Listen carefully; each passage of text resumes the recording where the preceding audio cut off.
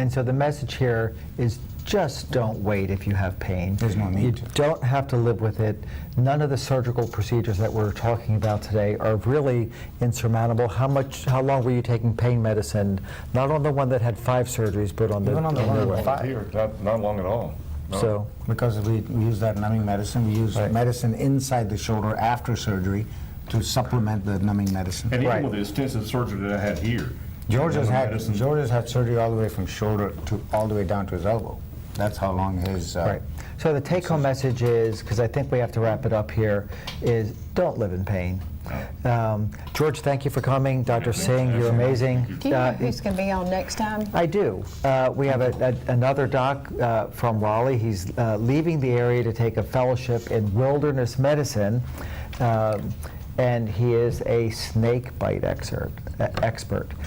Sean Bush is his name, and he's going to be here talking to us about how to avoid snake bites and what to do if you get that. And that's on June 15th. That's Tuesday, correct. June 15th, so you don't want to miss that either. So. Right, and that'll be followed by Dr. Glenn McNichol, who will talk about non-surgical ways of controlling your pain.